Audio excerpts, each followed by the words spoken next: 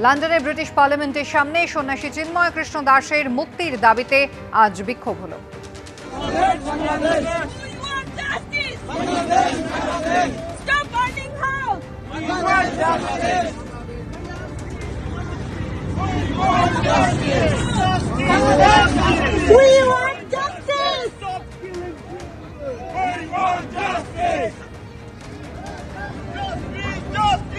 মৌলবাদী কট্টরপন্থীদের দাপট বাড়ার সঙ্গে সঙ্গেই কিন্তু পাকিস্তানের সঙ্গে ঘনিষ্ঠতা বাড়তে শুরু করেছে বাংলাদেশের। ইতিহাস ভুলে ভারতই এখন বাংলাদেশের শত্রু আর বন্ধু হলো পাকিস্তান। এখন সেই বাংলাদেশের বুকে মোহাম্মদ আলী জিন্নাহর জন্মদিন পালন হচ্ছে।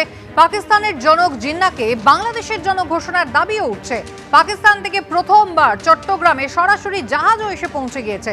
পাকিস্তানিদের ভিসার শর্ত শিথিল করছে ইউনূস সরকার, আর তার বদলে পাকিস্তানের কট্টরপন্থী নেতা বাংলাদেশের হাতে পাকিস্তানের পরমাণু বোমা তুলে দেওয়ার প্রতিশ্রুতি দিচ্ছে।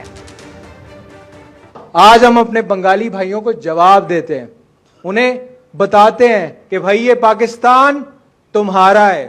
इस पाकिस्तान का जो एटम बम है ना, वो भी तुम्हारा है। आए जुर्रत करे कोई आंख उठाकर बांग्लादेश की तरफ देखने की, उसकी आंखें निकाल देंगे। आए कोई हाथ उठाए और बांग्लादेश की तरफ हाथ उठाने की कोशिश करे, उसका बाजू तोड़ देंगे हम इंशाल्लाह अल्लाह के फजलो करम से।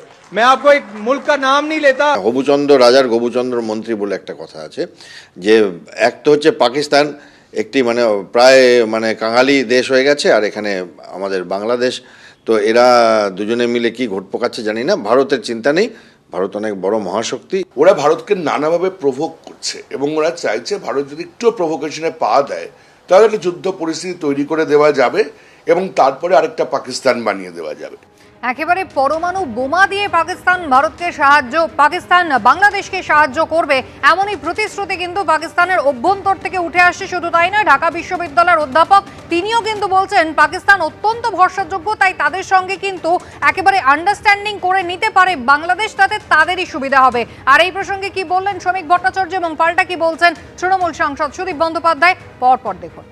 ওরা পাকিস্তানের সঙ্গে বিলীন হতে চাইছে না পূর্ব পাকিস্তান হিসেবে নিজেদের অস্তিত্ব রক্ষা করতে চাইছে, সেইটার দিকে এগোচ্ছে আস্তে আস্তে। একটা লোককে বসিয়ে রেখেছে পুতুল সরকার, ক্ষমতার দখলদারি মৌলবাদীদের হাতে।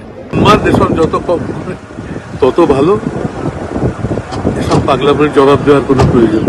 জয় বাংলা স্লোগান বলছি, আর থাকবে না বাংলাদেশে। জয় বাংলা স্লোগান মনে হয় এরপরে বাংলাদেশের মানুষকেও দিতে না হয়।